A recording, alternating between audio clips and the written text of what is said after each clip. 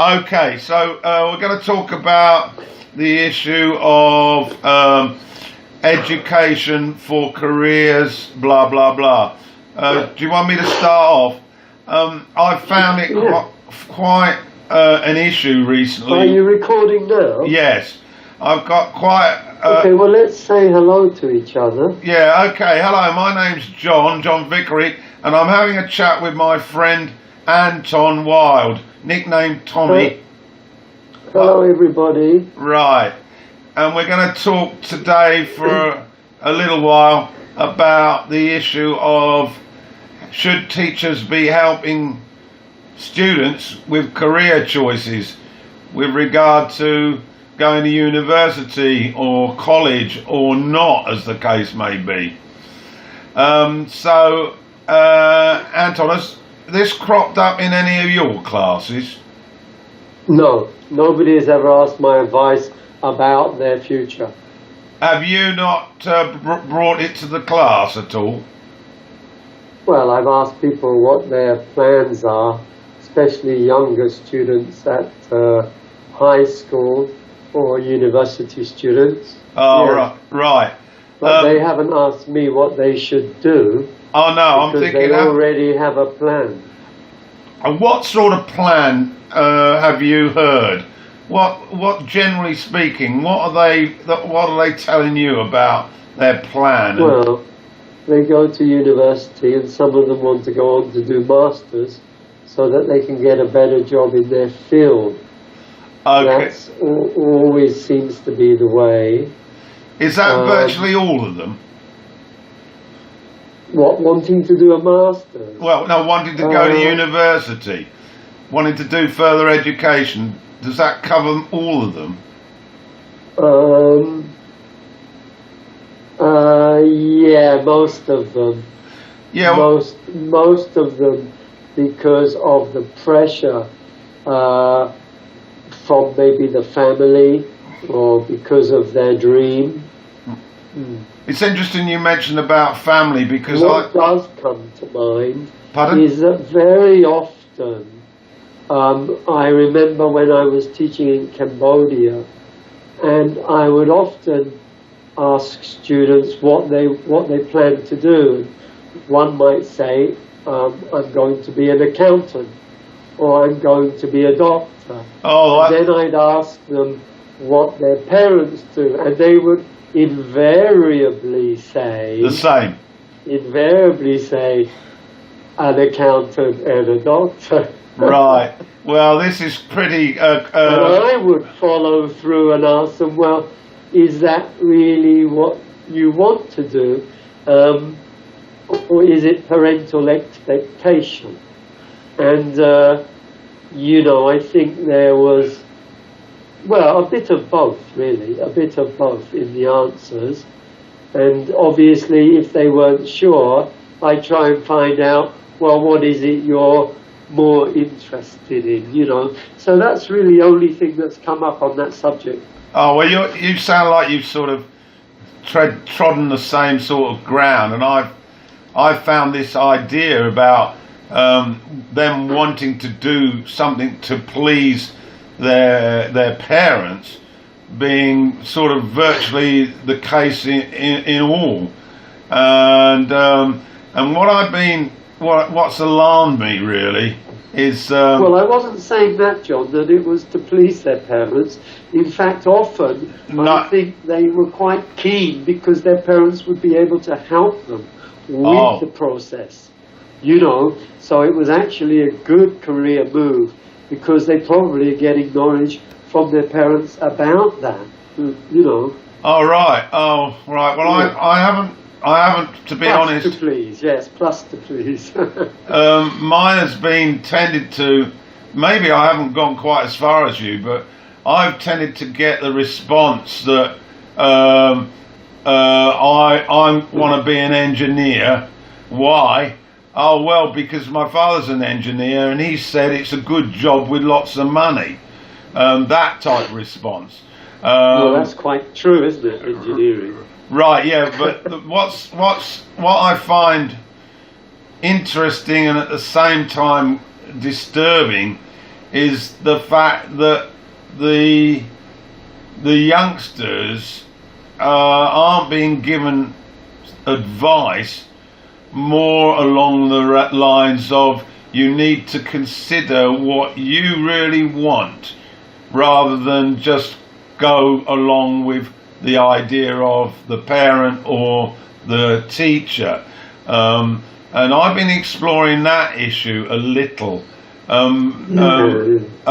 because I just want to remind perhaps the listeners, and maybe we can just touch on it. Do you recall what it was like when you were at that age?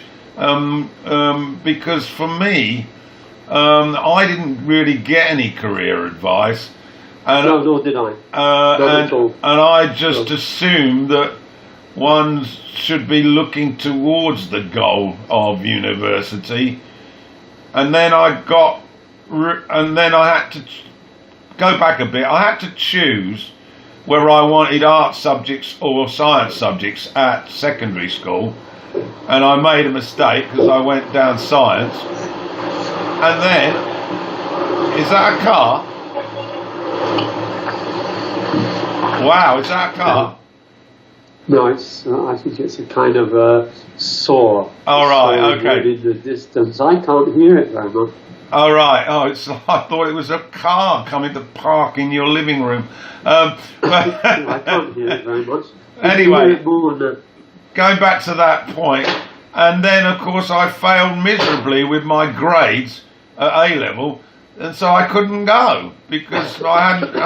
And I'm just, what I'm basically trying to get at is how do we have a responsibility to try and guide and advise these youngsters to look at alternative choices, to look at plan B, as I call it, particularly in the light of the fact that university brings along with it a huge debt either to the young person or to the family or both, given the model in America and Britain, where these kids are coming out of university with a huge debt.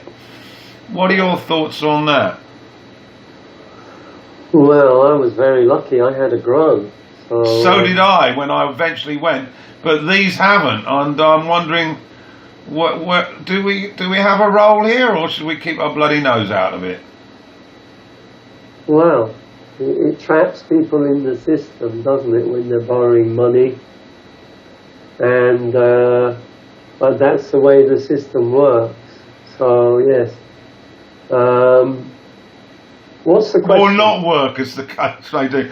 My point is that shouldn't we, as teachers to high school students who are getting ready either this year, next year, or the following year, making decisions that will affect what happens later on, have we a responsibility to perhaps start to get them to look at alternative plans? And I'm jumping on this bandwagon basically because of what I've recently done with my video kick, my entrepreneurial kick, for want of a better word, and whether they could be better suited exploring things that they're good at. Yes, okay. I think, you risk upsetting the parents of your students. Well, that's one good point, yeah. That's one thing, yeah. I really believe that people should find out what they want to do and go for that. I mean, without hesitation, I would always say, follow your chosen path. I mean, what is it you would like to be doing?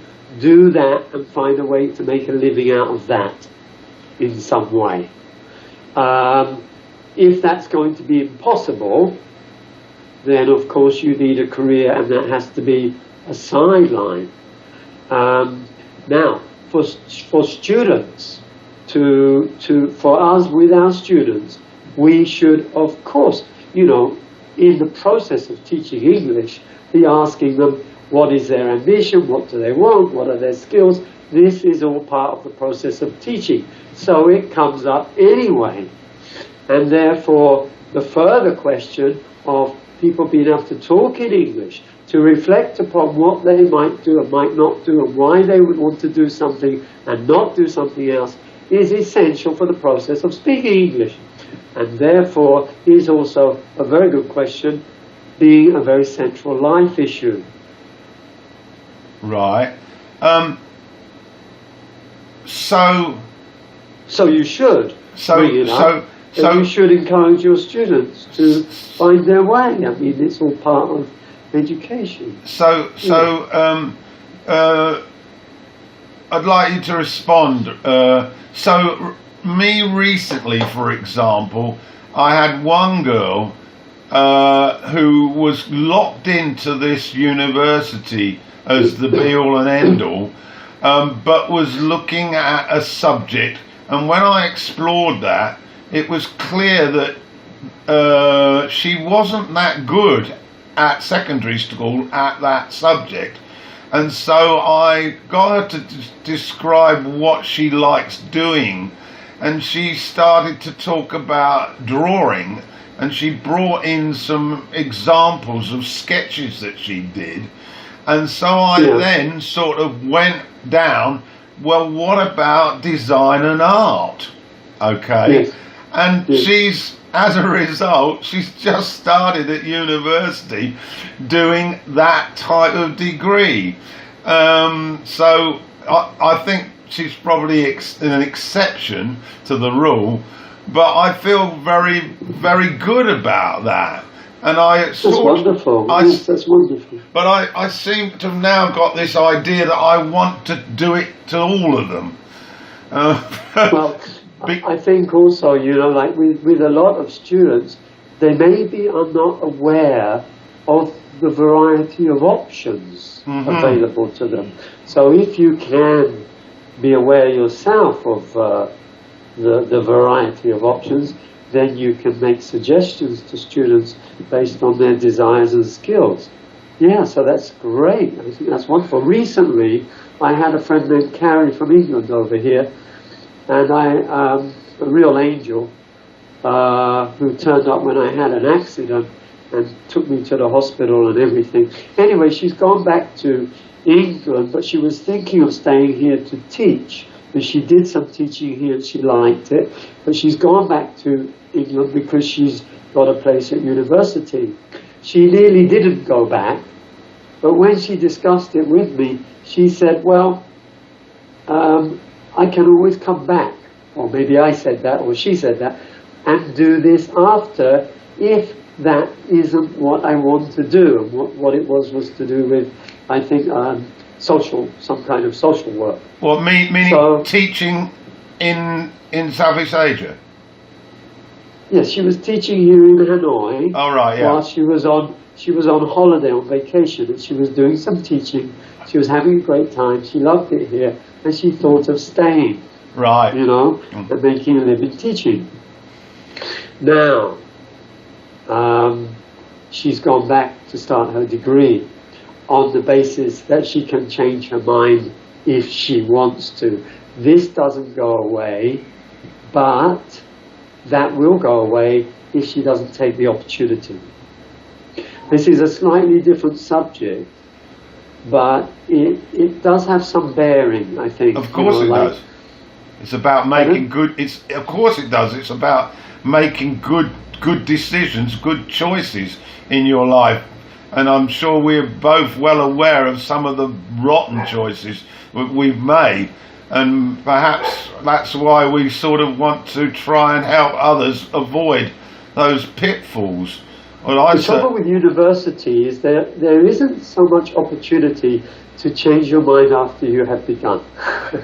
I agree, and that's why I'm also interested in what I do call as Plan B. I'm trying to get even students who have got dreams of being doctors or whatever, vets.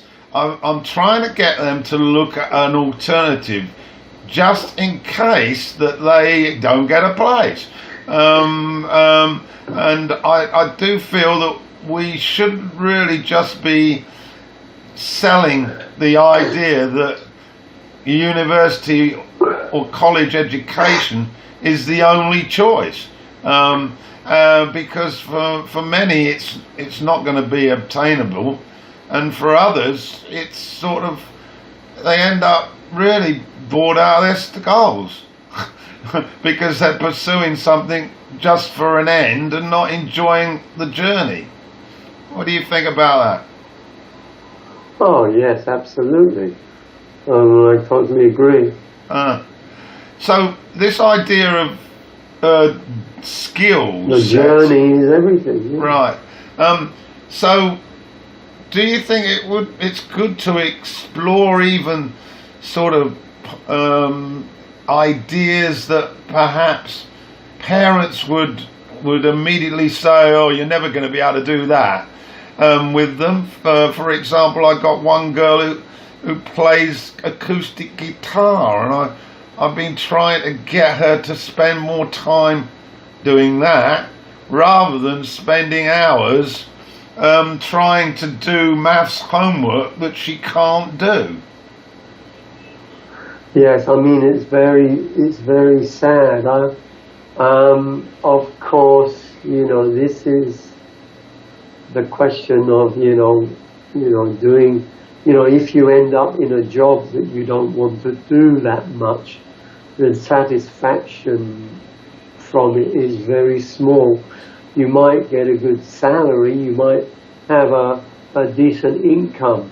Now the question is how much you value the income, the money, and as opposed to the satisfaction from a job. I mean, some people don't mind being poor because they enjoy the quality of their life. Other people would hate to be poor, and they would say the quality of life is dependent upon having a decent amount of money.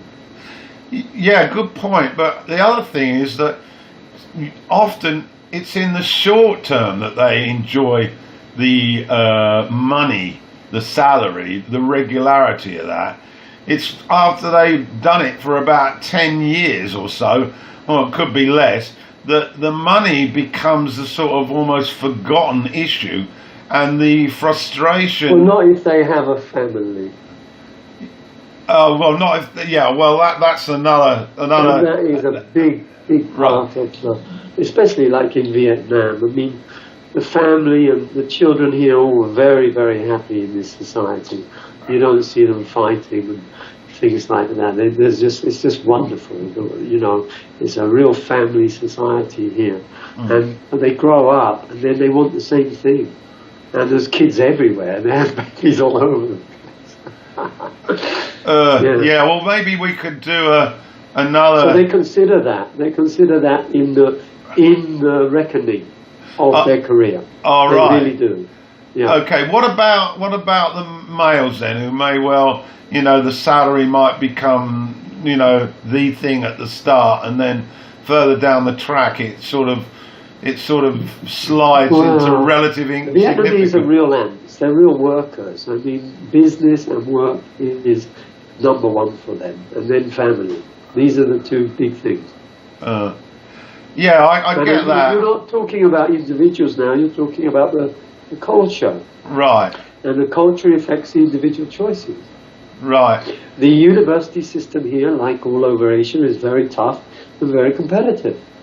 And so they work bloody hard. They work bloody hard. When they're young kids, they get to play a lot more. But once they're into high school, there's a lot of pressure. They do a lot of work. It does sound a little bit more self-disciplined than here in Thailand. I don't doubt for a moment that many do work hard. But when I see a lot of what's going on here, I question how much hard work is going on, particularly. Well, Thailand is different to Vietnam. Well, It's not the same. all right. Is it different to or different from, John? Well, yeah, I think about half and half. But Depends whether you're in America. right.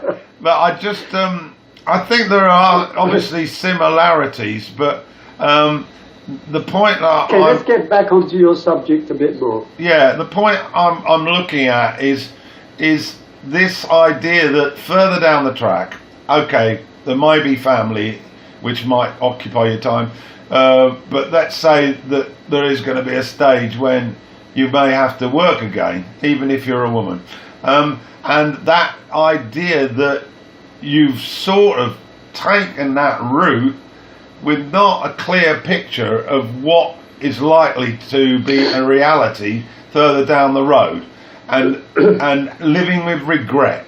This is the thing. How important is it that we should be trying to open up that thinking for them at a relatively young age, so that they can avoid that regret? Because regret is the worst emotion around when you get older, apart from ill health.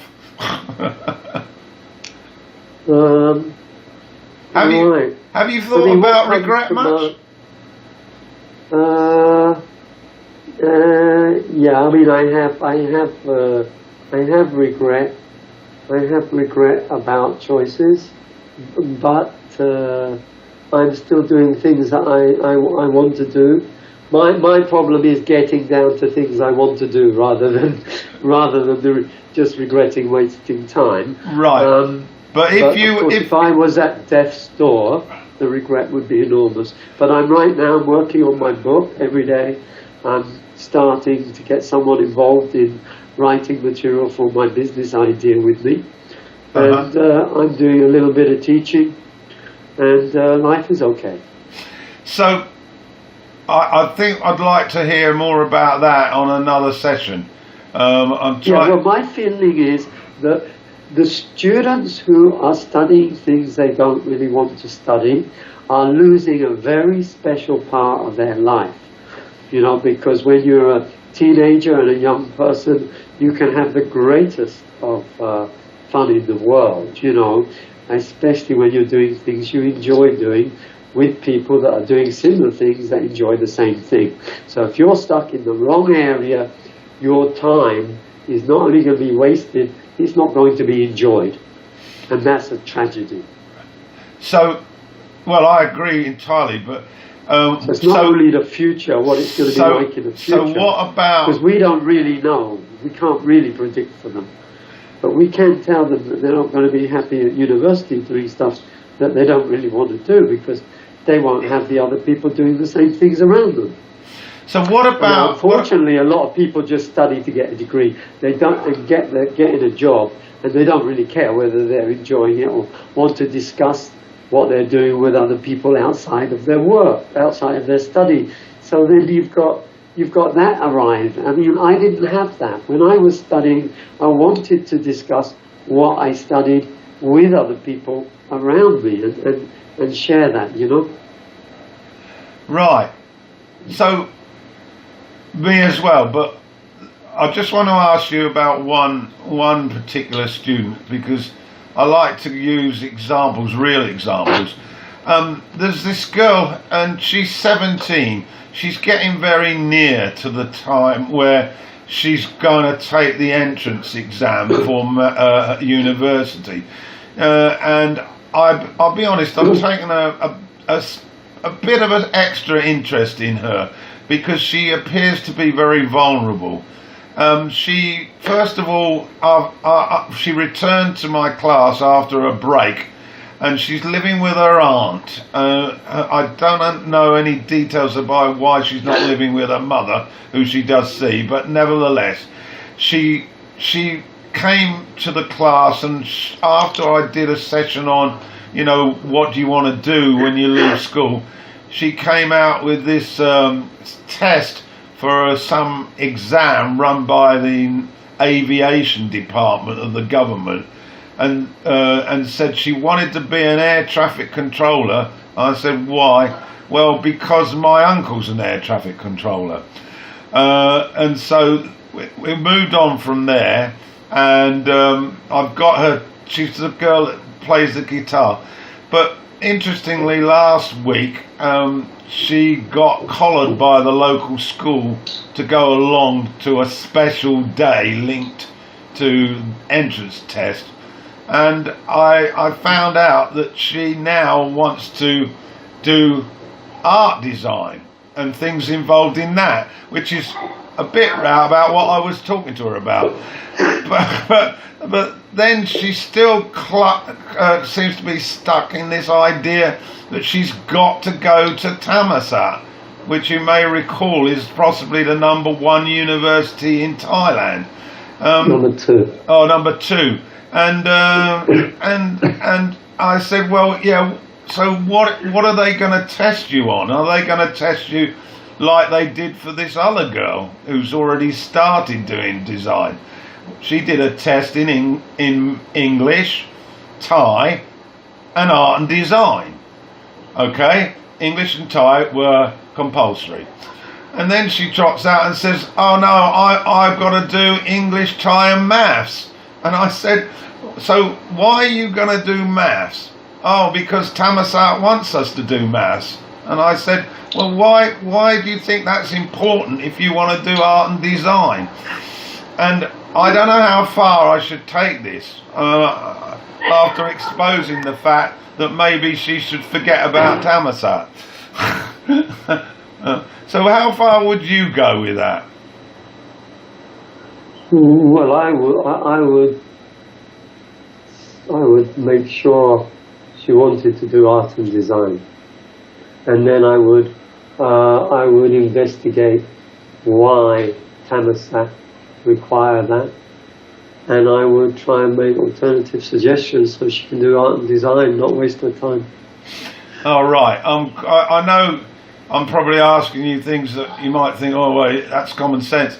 It's the fact that we are little islands working amidst this that, for me, I really miss having feedback because... Well, I think you should get more involved with this issue, because I don't think she's quite aware. And this is the thing, children growing into awareness, making mistakes, and you can see, and you might be able to help her. Right.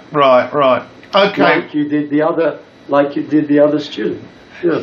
Yeah. I don't want to be too controlling though, because as you know, you can't be. You can't be too controlling, I don't think, on this. I mean, all you can do is find the way for her, give her the option. You can't tell her to go and do it.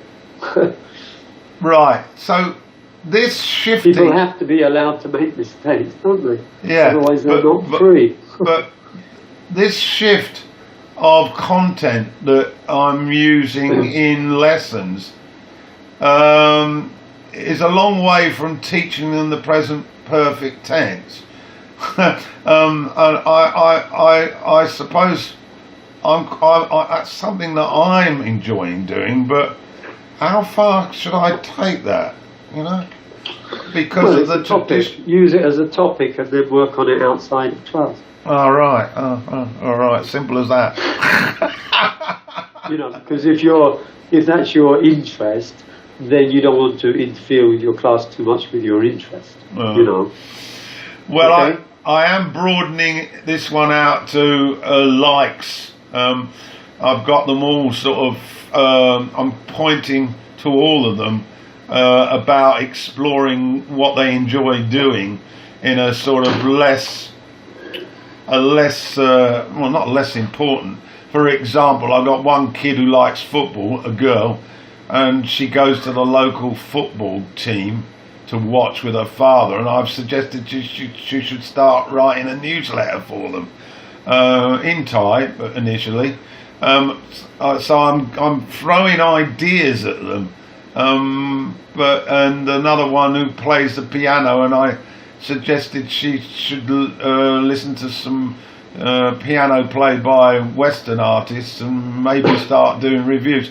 Blah blah blah. I could go on at length, but the point I'm making is back to where we started, which is this idea of university and college versus, I suppose, self-employment and running your own business. In this day and age, with the benefits of social media and the phone, the opportunities to do your own thing are more so than when we were around, because there wasn't any of this around. I have one of my bosses, because I work for several places. Miss Ha. She was studying education to be a teacher. And she did that. I think she finished her degree, but she didn't go into the system because she felt it would be too confining. The salary is not fantastic either, but it would be too confining and the workload would be awesome. So she has her own private schools. She has 2 places at the moment, and she's working on that, and she manages that. And so there are options. You know, there are options after you have your degree within the field. You know? Right. So did she think this up all by herself, or you know? It sounds quite radical for that part of the world, to be frank. Well, I'm not sure it's that radical. I mean, you know, if people here are smart, you know. Yeah, but I mean, once they get in the system, getting in the system and then opting out of the system. Yeah, I mean, what she did was she didn't go through the system. I don't know if she maybe did 1 year. It's too late for her to go into the system now. She made a decision before that would not be suitable for her, you know, because she was considering the workload, the time involved. I mean, you know, teaching is very vocational, you know. Bloody hard work, I'd say. Pardon?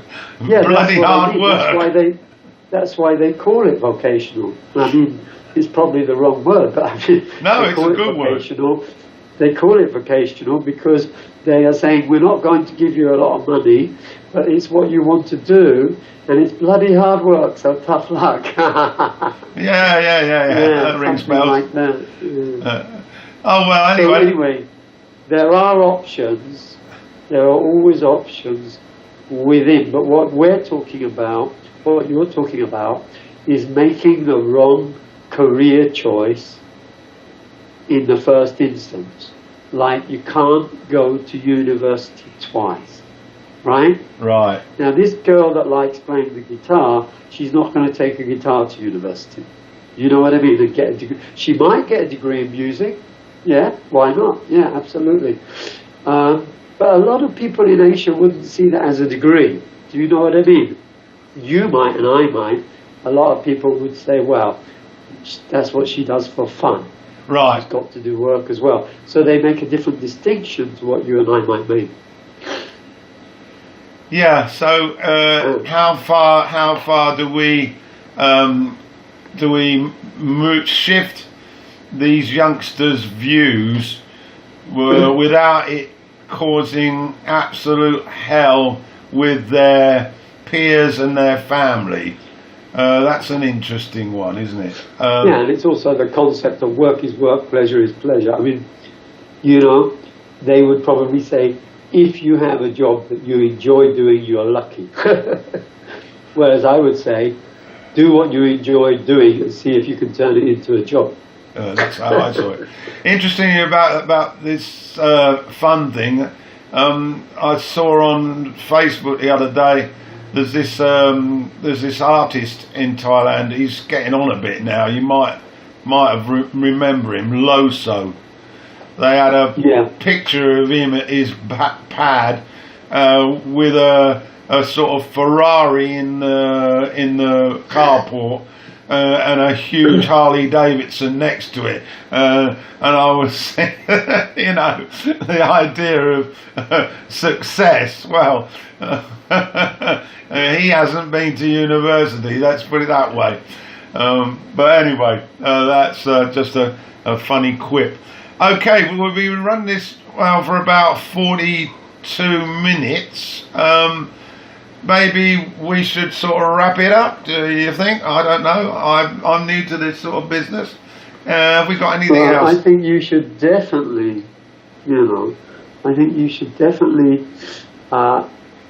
encourage and follow through with these people you're talking about. Yeah, definitely. But remember, it's their choice. But at least if you feel they're doing the wrong thing, give them other options that might, which means you would have to investigate the universities, like Thomas had. Well, you have to go out and find out some information to put in front of her. That's not a class activity, that's outside class. Right, that's easier said than done as well, because they tend to have a cloak of secrecy here.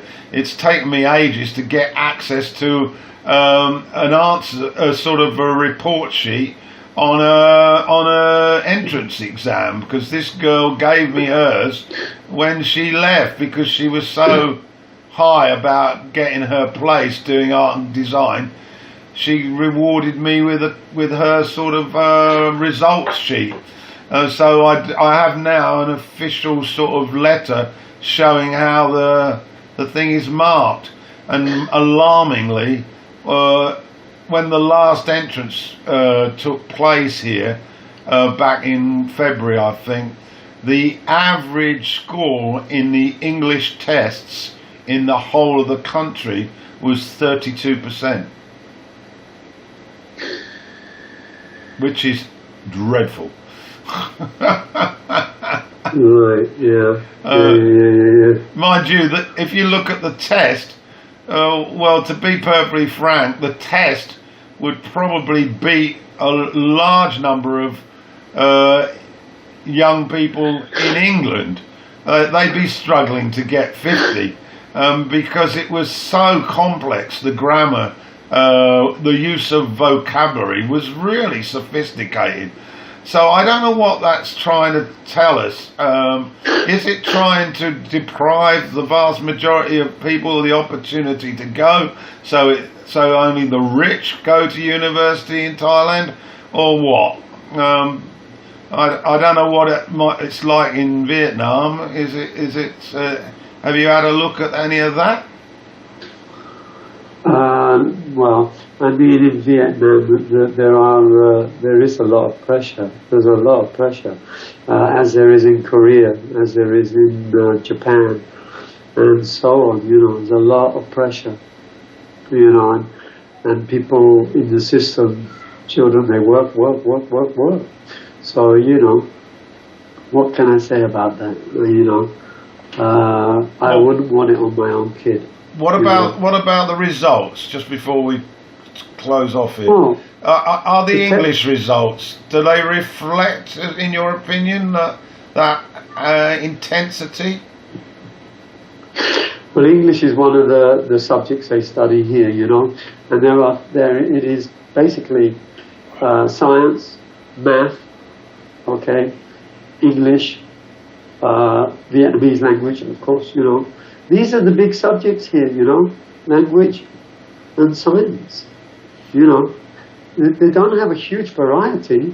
I mean, let me give you an example. There is, I think, one drama school in Hanoi, and it's kind of soap opera type of drama. These are not people with an education going into drama or theatre. There is there isn't anything much here in the way of creative writing or literature courses. You won't find an English literature course here. Everything is bound up to the market. And so what about English? Not a specialism like English literature. What about functional English? Is that a high No, priority? that's huge. That's huge here because people want to get into the international market. Oh, right. So Okay. functional English is huge. Business English is huge. IELTS for going to university abroad is huge. It sounds You like know, it's. But I'm telling you that the you know, English for fun is not. All right. So. I mean, of course, the people like to study and have fun when they're studying. That's not what I mean. I mean, like, English as in, and people do have it as a hobby for fun, it's true.